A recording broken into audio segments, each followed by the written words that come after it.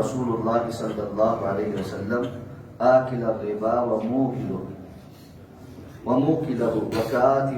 وکاتبہ وشاہدیہ وقالہم سواء، رواہ مسلم۔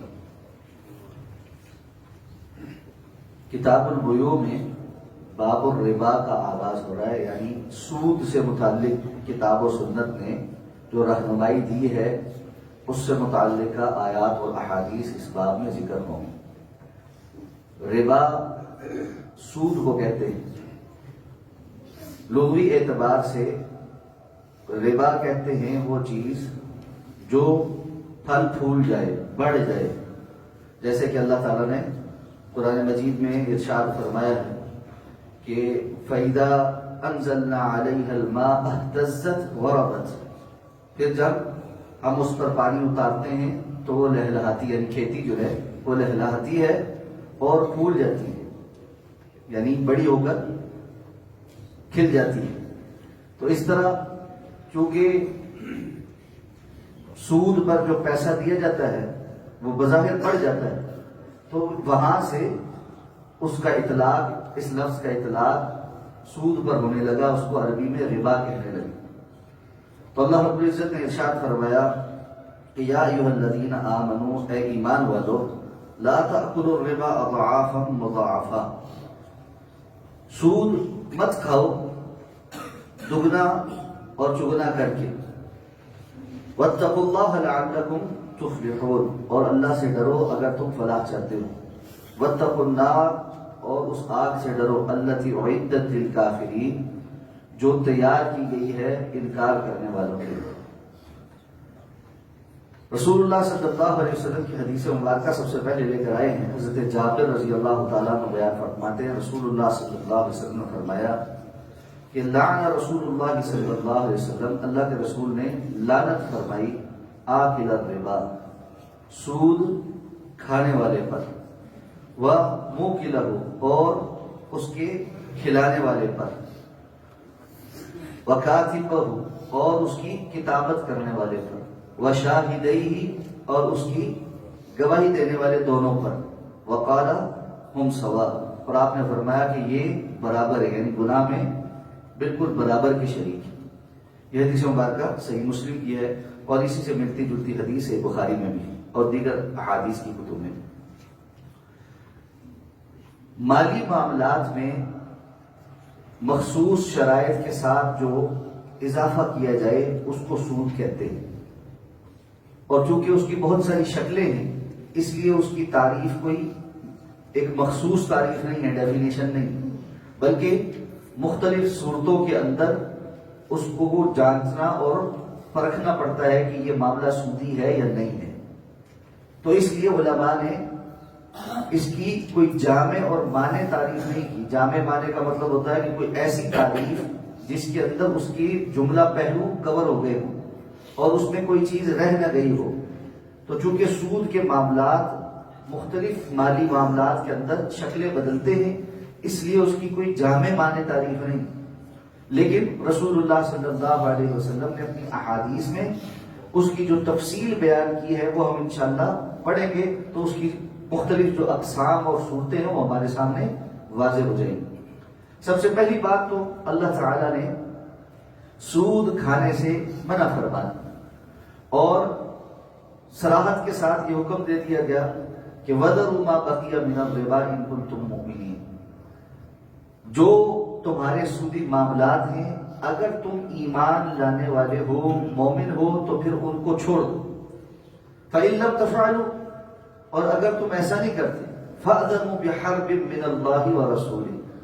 تو پھر اللہ اور اس کے رسول کے ساتھ جنگ کرنے کے لیے تیار ہو جاؤ۔ کبار تابعین یہ بیان کیا کرتے تھے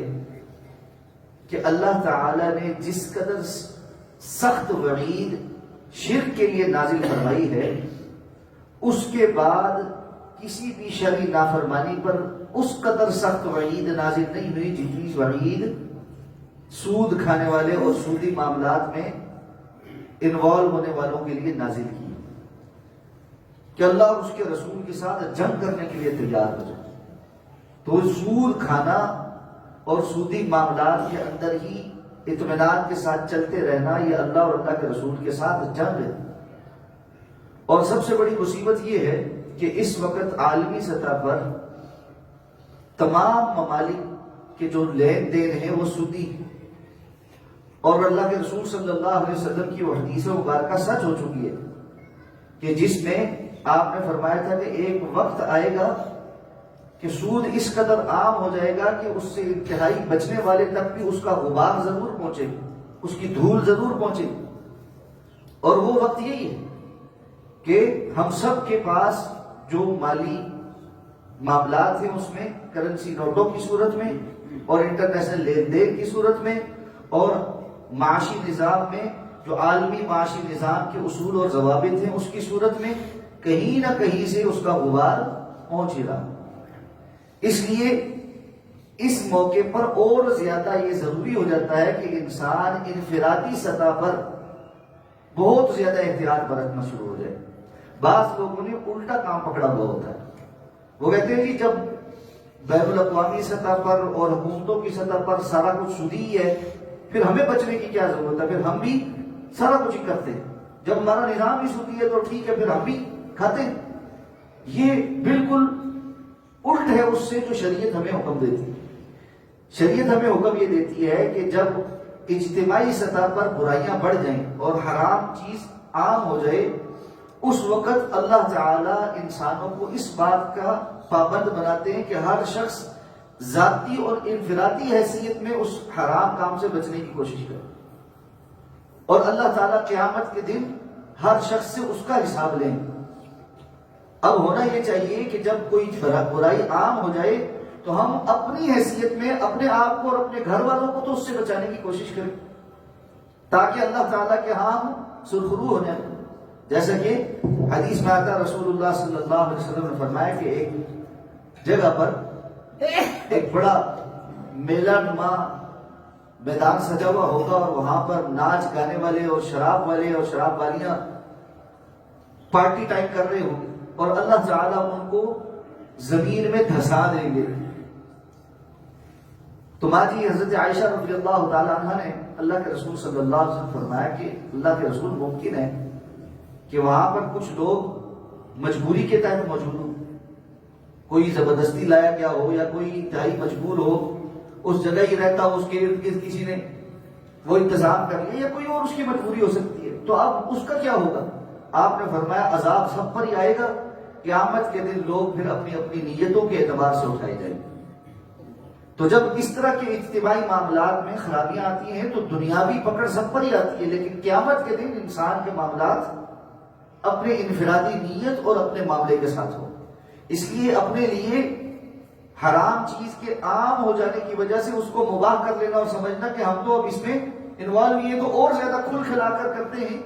یہ بہت غلط سوچ ہے۔ اور یہی سوچ عام طور پر فحاشی اور عریانی کے معاملات کے ساتھ بھی ہو گئی۔ پھر اتنے عام طور پہ ہر کوئی بندہ ایسے ہی کر رہا ہے، کہاں جتنا بچ سکتے ہیں بس ٹھیک ہے پھر ویسے ہی ہو جاؤ، یہ انتہائی غلط سوچ ہے۔ تو سود کے معاملے میں بھی لوگوں نے یہی پکڑ لیا، جبکہ یہ اللہ اور اللہ کے رسول کے ساتھ جنگ ہے، اور اللہ کے رسول نے لعنت فرمائی ہے کھانے والے پر بھی، کھلانے والے پر، لکھنے والے پر بھی اور دو گواہی دینے والوں پر۔ اب اس سے یہ بات پتہ چل گئی کہ اگر بندہ ان 5 کیٹیگریز سے باہر ہے تو اللہ رب العزت کے ہاں مجرم نہیں۔ براہ راست جو لوگ اس میں ملوث ہیں ان کے اوپر اللہ کی لعنت ہے۔ ایک کھانے والا جو سود لے رہا ہے، ایک کھلانے والا جو سود دوسروں کو سود پر مال دے رہا ہے، لوگوں کو کھلا رہا ہے، جیسے بینک کے اور بینکوں کے جو فیسیلیٹیٹرز ہیں لوگوں کو کھلا رہے، اور ایک اس کا جو لکھنے والا۔ آج آپ یہ کہہ لیں کہ جتنے بھی ایسے سودی ادارے ہیں، بینک ہیں، ان کے اندر جو ان کا عملہ ہے جو اس کو لکھ رہا ہے، جو اس کی بک کیپنگ کر رہا ہے، جو اس کی کمپاؤنڈنگ کر رہا ہے، اس کے حساب کتاب کر رہا ہے، سارے وشاہدہی اور 2 اس کے گواہی دینے والے، یعنی جو معاہدہ ہوتا تھا وہ لکھا جاتا تھا اور اس کے 2 گواہ بنتے تھے کہ یہ پیسہ میں نے اس کو دیا ہے اس شرائط کے اوپر اور یہ مجھے اتنے وقت کے بعد اتنے اضافے کے ساتھ واپس کرے گا۔ یہ 2 جو گواہ ہیں یہ بھی اس کے اندر اتنے ہی ذمہ دار ہیں۔ حالانکہ اب آپ دیکھیں یہ جو دو گواہی دینے والے ہیں، نہ یہ کھا رہے نہ کھلا رہے نہ لکھت پڑھت کر رہے ہیں کہ اس کی کوئی تنخواہ لے رہے ہو، یہ تو صرف گواہ بن رہے ہیں۔ یہ اس قدر سنگین جرم ہے کہ اس کے اندر گواہی دینا بھی اللہ کے ہاں ان کے گناہ میں برابر کا شریک ہونا ہے۔ اب یہ دو گواہ عوض کے بغیر بھی اگر گواہی دیں، کسی بھی عوض کے بغیر بھی گواہی دیں، تب بھی یہ گناہ گار ہے۔ تو جو لوگ اس میں ڈائریکٹلی انوالو ہیں وہ کتنے زیادہ گناہ گار ہیں۔ اس لیے یہ مصمم ارادہ کرنا کہ سود کی جتنی شکلیں ہیں ان کو پہچان کر ہم ان سے بچیں گے۔ آج کے دور میں تو اتنا عام ہو گیا کہ آپ موبائل پہ آپ کو میسج آتا ہے کہ بھائی آپ کے پاس بیلنس تھوڑا ہو گیا ہے، آپ ہم سے تھوڑا سا قرضہ لے لیں۔ آپ کہتے ہیں ہاں جی ٹھیک ہے، مجھے تو فوری کال کرنی ہے، میں ان سے تھوڑا سا لوڈ لے لیتا ہوں۔ آپ وہ بٹن دباتے ہیں اور وہ آپ کو 20 روپے بیلنس ٹرانسفر کر دیتے ہیں۔ وہ 20 روپے آپ کو دے کر اس کا چارج 30 روپے کرتے ہیں، 22 روپے کرتے ہیں، 25 روپے کرتے ہیں۔ یہ 1 2 5 10 روپے چھوٹی سی ایک ٹرانزیکشن کے اوپر جو ہم نے دے دی اور اس پر ہم راضی ہو گئے، یہ اس قدر اللہ کے نزدیک بڑا جرم ہے کہ بندہ اللہ اور اللہ کے رسول کی جنگ کے مقابل کھڑا ہو جائے۔ اور عام طور پہ بندوں کو پتہ ہی نہیں ہے کہ جی میں یہ سودی معاملہ کروں۔ اس لیے بڑے اطمینان کے ساتھ، اہتمام کے ساتھ ان احادیث کو مسلسل سنیں تاکہ ہم اپنی زندگی میں ان سودی سارے معاملات سے بچ سکیں۔ تو آئندہ انشاءاللہ احادیث آئیں گی جن میں ان کی تفصیل ہوگی۔ اللہ تعالیٰ مجھے اور آپ کو بچنے کی توفیق عطا فرمائے۔ سبحانک اللہم و بحمدک، نشہد ان لا الہ الا انت، نستغفرک۔